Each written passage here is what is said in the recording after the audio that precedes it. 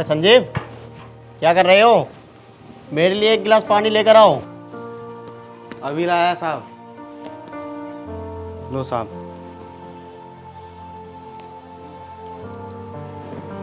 संजीव, वो कुछ कपड़े गंदे पड़े हुए हैं, उन्हें जा करके धो दो। ठीक है साहब। आरती, आ गई तुम? जी भैया। ठीक है, अंदर जाओ, आराम कर लो। हे भगवान, ये क्या कर दिया? संजीव, इधर आ।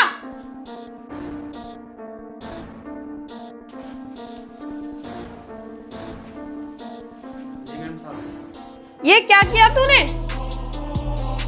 माफ कर दो मैम साहब, वो मैं प्रेस कपड़े पर रखकर कपड़े धोने चला गया था। तुझे क्या लगता है तेरे ये सब बोलने से मैं तुझे माफ कर दूंगी? तुझे पता भी है ये कितनी महंगी ड्रेस है? मैम साहब, अनजाने में गलती हो गई, ऐसा फिर कभी नहीं होगा। छोटी, इसे माफ कर दो। ये बोल रहा है ना, ऐसा कभी नहीं होगा। तुझे तो मैं माफ नहीं करूंगी। अपनी इस ड्रेस की कीमत तुझे अपनी सैलरी से चुकानी पड़ेगी। अरे नहीं मैम साहब, मुझे माफ कर दीजिए। आगे से मैं ऐसी गलती दोबारा कभी नहीं करूँगा। संजीव, तुम आरती की बातों को बुरा मत मानो, ये बचपन से ही ऐसी है। और हाँ, तुम्हें अपना काम ध्यान से करना चाहिए। भैया, इसे अच्छे से समझा देना, आगे से ये ऐसी गलती दोबारा ना करे। और हाँ, कल मेरे फ्रेंड आ रहे हैं, उनकी खातिरदारी अच्छे से करना। और हाँ, तुझसे कोई गलती होनी नहीं चाहिए।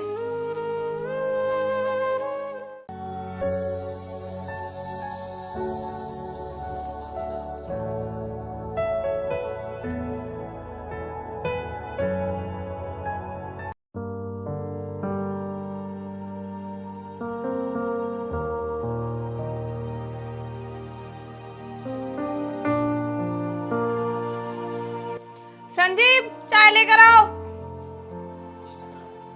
और बताओ धर्मवीर, तुम्हारे पापा का बिजनेस कैसा चल रहा है? बढ़िया चल रहा है भैया, और इस बार बिजनेस में बढ़िया प्रॉफिट हुआ है। और बताओ राजवीर, तुम्हारी पढ़ाई कैसी चल रही है? पढ़ाई तो अच्छी चल रही है भैया। अगले मंथ एग्जाम है ना, उसी की तैयारी कर रहा हूँ। अच्छी बात है, मन लगा के पढ़ाई करना। जी भैया।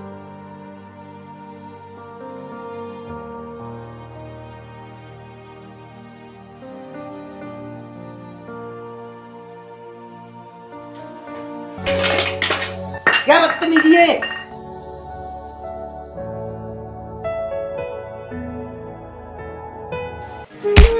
बदतमीज, तेरी समझ में नहीं आता? मैंने तुझे कल समझाया था, फिर भी गलती कर बैठा। साहब, मुझे माफ कर दीजिए, मुझसे गलती हो गई। आरती, तुमने कैसे नौकर को घर पर रख लिया? जिसे चाय तक देनी नहीं आती, ऐसे नौकरों को तो घर पर रखना ही नहीं चाहिए। देखा भैया आपने, आप ही कह रहे थे ना कि ये आगे से कोई गलती नहीं करेगा। और आज आपने देख लिया ना, इस गरीब को नौकरी पर रखकर कितनी बड़ी गलती कर दी हमने। तुम गरीब लोग जितना काम नहीं करते, उससे ज्यादा नुकसान कर देते हो। कल तुमने मेरी ड्रेस जला दी थी और आज धर्मवीर के कपड़े खराब कर दिए। नहीं आरती, इसने कोई जानबूझकर थोड़ी गिरा दी चाय। भैया, अब आप चुप ही रहिए। और तू यहाँ खड़ा खड़ा मेरा मुंह क्या देख रहा है? चल अब निकल यहाँ से। नहीं मैम साहब, मुझे घर से मत निकालिए। अगर आप मुझे घर से निकाल दोगे तो मैं कहाँ जाऊँगा और कहाँ रहूँगा? अब मैं तेरी एक भी मिनट शक्ल नहीं देखना चाहती। चल निकल जा यहाँ से। ऐसा मत कीजिए मैम साहब, मेरा आप लोगों के सिवाय इस दुनिया में कोई नहीं है। आप मुझे घर से मत निकालिए। और मैम साहब, मैंने आपका जो भी नुकसान किया है, उस नुकसान के पैसे आप मेरी सैलरी से काट लीजिए, लेकिन मुझे घर से मत निकालिए। तू कहीं भी जा, तुझे हमसे कोई मतलब नहीं है। तू मरे या जिए, हमें कोई फर्क नहीं पड़ता। साहब, आप तो इन्हें समझाइए ना। नहीं, अब मैं कुछ नहीं कर सकता। मैंने तुम्हें कल समझाया था ना, कोई गलती नहीं करना है, लेकिन तुम फिर भी गलती कर बैठे। अब तुम जा सकते हो।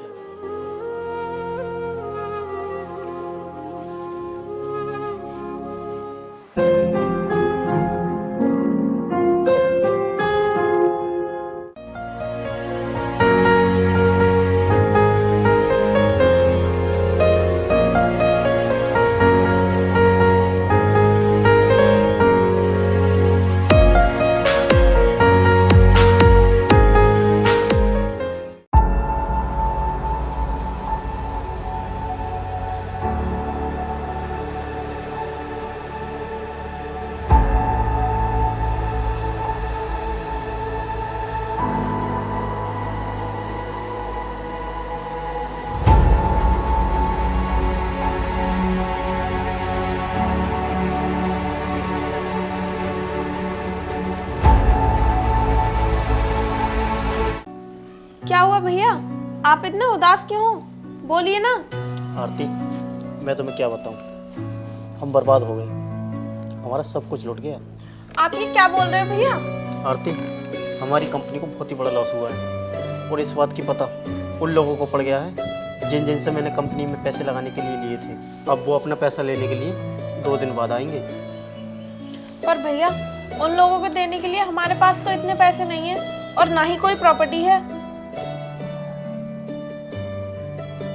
आरती, अब तो हमारे पास सिर्फ एक ही रास्ता है और वो है ये घर। ये क्या बोल रहे हैं भैया? पर भैया, हम लोग इस घर को बेच देंगे तो हम लोग कहाँ रहेंगे और कहाँ जाएंगे? ये सब तो मुझे भी नहीं पता, हम कहाँ जाएंगे कहाँ रहेंगे, पर मैं ये घर बेचकर उन लोगों का कर्जा चुकता कर दूंगा और जो बैंक का लोन है ना, वो कंपनी की नीलामी में ख़त्म हो जाएगा। और अगर मैंने ऐसा नहीं किया तो मुझे जेल हो जाएगी। तुम ही बताओ मैं क्या करूँ। ठीक है भैया, जो आपको सही लगे आप वो कीजिए।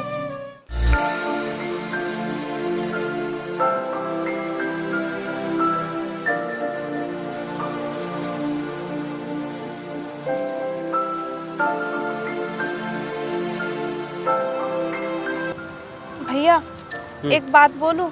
हाँ बोलो। अगर आप बुरा ना मानो तो हम कुछ दिनों के लिए धर्मवीर के घर रह लेते हैं। अरे नहीं नहीं, हम अपनी तरफ से किसी को परेशानी देना नहीं चाहते, हम ना कहीं अंत रह लेंगे। हाँ भैया, मैं जानती हूँ कि आप सही कह रहे हैं, मगर धर्मवीर मेरा दोस्त ही नहीं बल्कि वो मुझसे प्यार भी करता है। क्या? हाँ भैया, मैंने आपको बताया नहीं था और मैं भी उससे बहुत प्यार करती हूँ। इसलिए भैया मैं आपसे कह रही हूँ कि कुछ दिन धर्मवीर के घर रुक जाइए। आप मान जाइए ना मेरी बात। ठीक है, पर हम इतने बुरे समय में उनके पास जाएंगे तो वो क्या सोचेंगे? आप ये सब छोड़िए, वो मेरे लिए कुछ भी कर सकता है। चलिए ना, मैं धर्मवीर को कॉल करती हूँ। हेलो धर्मवीर, कहाँ हो तुम? मुझे तुमसे अर्जेंटली मिलना है। हाँ जल्दी आ जाओ, मैं यहाँ रॉयल गार्डन पर खड़ी हूँ। ठीक है, प्लीज़ जल्दी आना।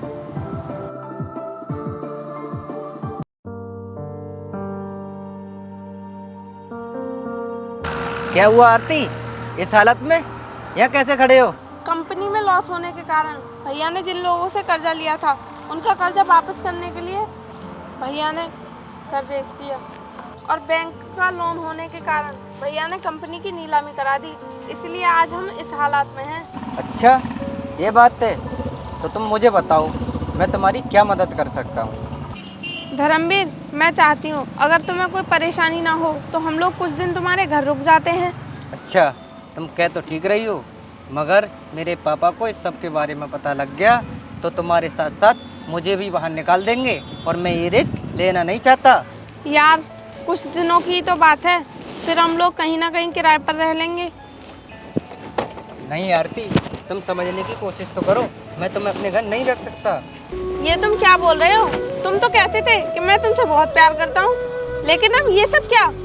और आज जब मुझ पर बुरा वक्त आया तो तुम मेरा साथ भी नहीं दे रहे हो। प्यार अपने लेवल के इंसान को देखकर किया जाता है। अब तुम मेरे लेवल की नहीं रही, इसलिए मैं तुम्हारी एक मदद कर सकता हूँ। अगर तुम कहीं किराए पर कमरा ले लो, मैं उसका किराया दे सकता हूँ। नहीं, हमें तुम्हारी इस हमदर्दी की कोई ज़रूरत नहीं है। चलो भैया, हम कहीं ना कहीं रूम लेकर रह लेंगे।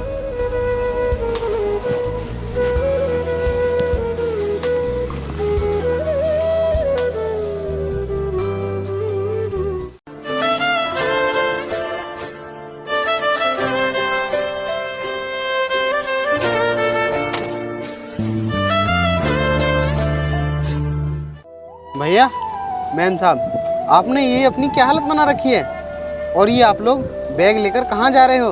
कहीं नहीं जा रहे, किस्मत जहाँ ले जाएगी वहाँ जा रहे हैं। पर तू ये बता, यहाँ कैसे? भैया, इसके कपड़े और गाड़ी को देखकर अब तो ऐसा लगता है कि ये बहुत बड़ा आदमी बन गया है। हाँ, मैं बहुत बड़ा आदमी बन गया हूँ, लेकिन आप लोगों के लिए नहीं। पर तू इतना बड़ा आदमी कैसे बना?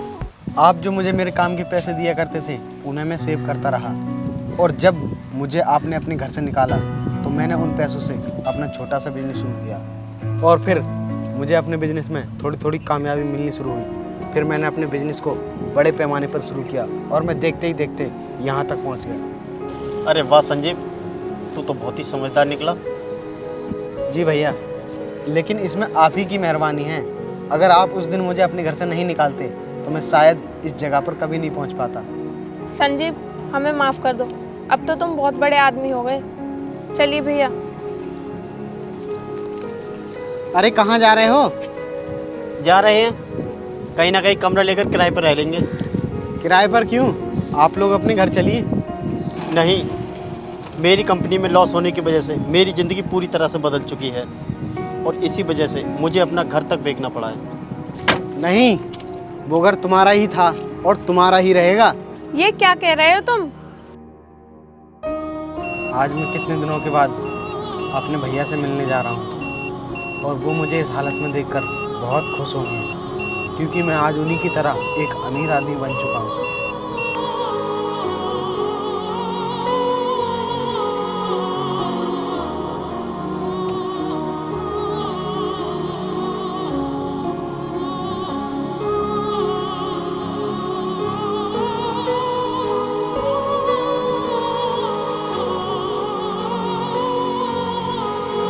ओए हेलो, कहाँ घुसे चले जा रहे हो?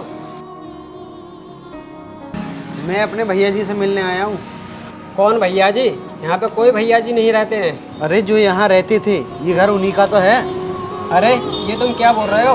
क्या नाम है तुम्हारे भैया जी का? मेरे भैया जी का नाम मुकेश है। अच्छा, तो उन्होंने तो कुछ दिन पहले ये घर बेच दिया था। ये घर उन्होंने बेच दिया, लेकिन क्यों? ये तो मुझको नहीं पता, लेकिन अब इस घर का मालिक मैं हूँ। क्या तुम मेरी एक बात मानोगे? बोलो क्या बात है? आपने ये घर जितने में ख़रीदा है ना, उससे मैं आपको डबल कीमत देने के लिए तैयार हूँ। ये घर मुझे दे दीजिए, क्योंकि ये घर मेरे भैया की आखिरी निशानी है। प्लीज़ सर, प्लीज़ मान जाइए ना। ठीक है, अगर तुम नहीं मानते हो तो ये घर तुम ही ले लो। ये लीजिए इस घर के कागज।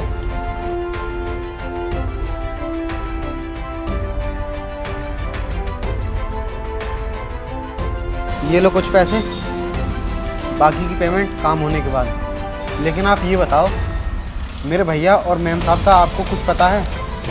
अभी वो कुछ घंटों पहले इधर को गए थे।